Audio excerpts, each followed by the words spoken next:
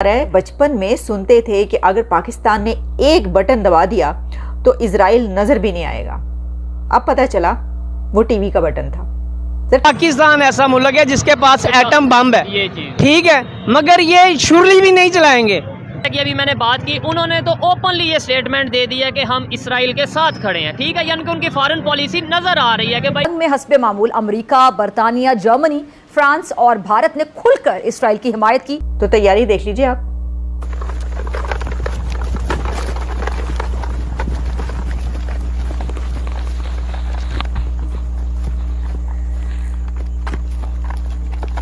जवाब है, कोई इस्लामिक ओपिनियन आपके पास है कि जाके इनोसेंट लोगों को, जिनका nothing to do with the foreign policy और मिलिट्री पॉलिसी, जिनका उनके कोई लेना देने नहीं, 900 बंदे को मार दिया जाए। न खाना, न पानी और ना ही बिजली। इसराइल की किसियानी फौज से इसी की तवक्को थी। हमास के हैरानकुन हमले ने हफ्ते के रोज इसराइली दिफाई निजाम की धज्जियां उड़ाई तो यहूदी फोर्सेज ने गजा का मुकम्मल मुहासरा करके रिहायशी आबादी पर वहशियाना बमबारी शुरू कर दी।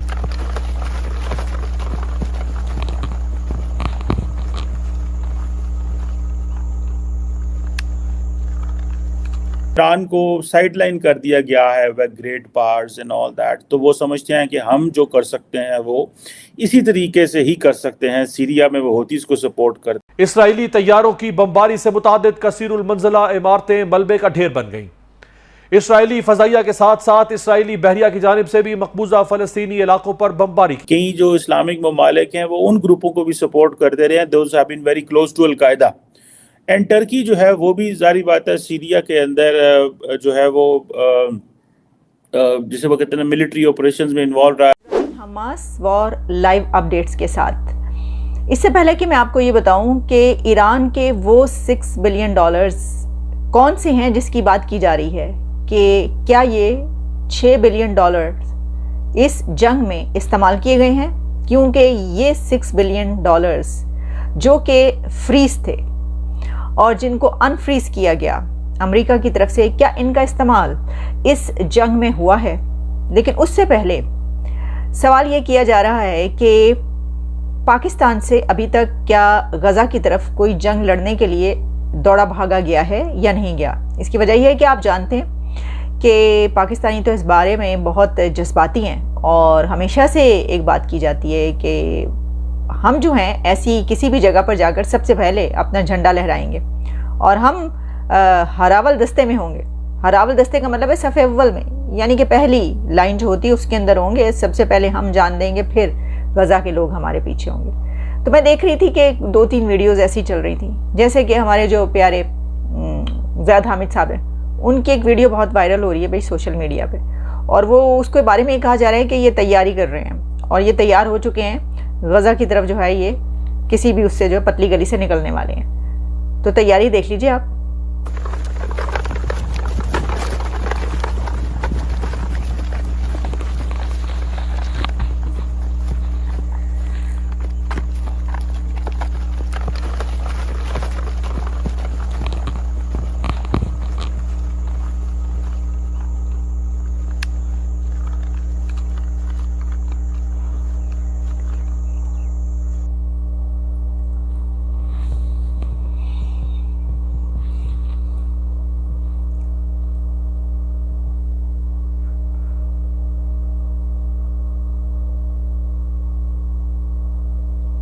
अब देखिए जनाब, इस वीडियो में हमारा कोई हाथ नहीं है। ये वीडियो हमें व्हाट्सएप ग्रुप्स के थ्रू मिल रही है जिसमें कहा जा रहा है कि भाई साहब जो हैं वो तैयार हो चुके हैं और बस गजा की तरफ निकलने ही वाले हैं। मेरा तो ये ख्याल कि ये मुसलमान 1.5 अरब मुसलमानों का कफ़ारा अदा कर रहे हैं, उनकी जानिब से अपनी जानों को सदका कर रहे हैं, क्योंकि ये मस्जिद अक्सा के मुहाफिज हैं। मुझे ये बताएं कि इसराइल की रियासत को भी 70-75 साल हो गए, इतने ताकतवर यहूदी हैं ये पूरी दुनिया में, अभी तक ये मस्जिद अक्सा को गिराकर यहां पर हैकल सुलेमानी क्यों नहीं बना सके? किस चीज का खौफ है उनको? इसराइल को क्या चीज रोक रही है? तमाम दुनिया के मुसलमान मुल्कों से उन्होंने ताल्लुकात बना लिए हैं, कोई मुसलमान मुल्क उनसे जंग नहीं करना चाहता। तो किस बात की दहशत है इन यहूदियों पे, इन सहूनियों पे, कि वो मस्जिद अक्सा को गिराते नहीं, हालांकि रोज मस्जिद अक्सा पर हमले करते हैं, रोज ये यहूदी मुसलमानों को रुस्वा करते हैं। हजारों हमारी बच्चियां उठा के ले गए, जेलों में बंद की हुई। हजारों की तादाद में हर साल फलस्तीनी बच्चों को जलील और रुस्वा करते हैं, कत्ल करते हैं, बमबारी करते हैं, टैंक लेकर जाते हैं। उस वक्त सब खामोश रहते हैं, कोई ये नहीं कहता कि फलस्तीनियों को मज़ाहमत करनी चाहिए। ये बेगैरतों की बात कर रहा हूं। और फलस्तीनी इज्जत और गैरत के साथ बर्दाश्त करते हैं, जहां मज़ाहमत करनी हो करते हैं। गिरफ्तार भी होते हैं तो आंखों में आंखें डाल के यहूदियों की बात करते हैं। लेकिन अब उन्होंने तैयारी के साथ जब इस्राएली रियासत पर हमला किया है, ये इस बात का पैगाम है यहूदियों को कि ना तुम फलस्तीनियों की रूह को खत्म कर सकते हो, ना उनके जज्बे जहाद और जज्बे ईमान को।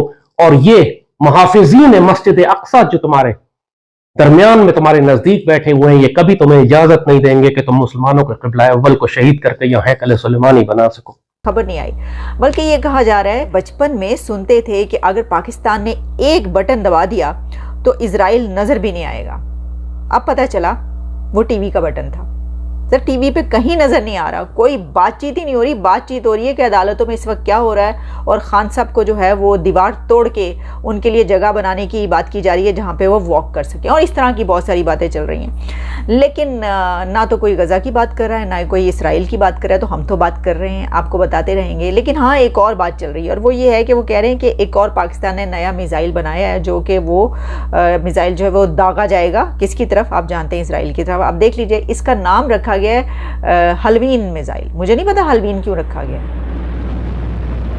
लेकिन ये तो मौलाना फजलुर रहमान साहब है। देखिए, ये इस तरह की चीज़ें जो है ना, ये बड़ी ही बुरी बात होती है। मैं तो बहुत ज़्यादा इसके ऊपर नाराज़ होती हूँ जब गलत बात है। देखिए, इज्जत करनी चाहिए, आपको एहतराम करना चाहिए। मौलाना साहब जो है वो ऐसे ही कोई नहीं, हलवा वलवे की तो चलें, कोई बात नहीं, हलवा खा के वैसे ही सब मिसाइल बन जाते हैं, लेकिन कोई बात नहीं। अच्छा देखिए, ये जो बात हो रही है ना ज़ियाद हामिद साहब की, तो वो क्या कहेंगे? वो कहेंगे कि देखो, वैसे मैं तो कहती हूँ कि देखिए, वो इस उम्र में भी अब उनका जज्बा, ताकत, और देखे तो सही कितनी जो है वो तनदही के साथ कितने एक्टिव है।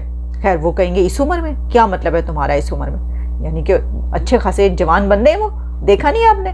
तो चलें आगे बढ़ते हैं। मैं आपको अब उस असली खबर की तरफ लेकर चलती हूँ कि जिसके बारे में बहुत बात की जा रही है, और वो बात ये है कि जहाँ पर WSJ, वॉल स्ट्रीट जर्नल ने ये एक रिपोर्ट किया कि जनाब ये सब कुछ जो है इसके पीछे ईरान मौजूद है और वो साथ देता रहा है, और कई दिन पहले से जो है वो 10-15 दिन पहले से ख़ास तौर पर जो इसकी बाकायदा मिलकर जो है प्लानिंग हो रही थी। तो मैं इससे पहले वाले प्रोग्राम में आपको ये भी बता चुकी हूँ कि ये तीसरा मुल्क तो एक शामिल हो चुका है बाकायदा। ईरान बैकग्राउंड में शामिल है या नहीं वो तो अलग बात है, लेकिन एक थर्ड कंट्री भी इसमें शामिल हो चुका है, और वो लेबनान है। और इजराइल ने लेबनान पर हमला कर दिया, यानी इजराइल की तरफ से लेबनान पर स्ट्राइक्स की जा रही हैं, और लेबनान ने भी 2-4 हमले किए हैं, कुछ ऐसे जो उनकी चौकियाँ हैं उसके ऊपर। लेकिन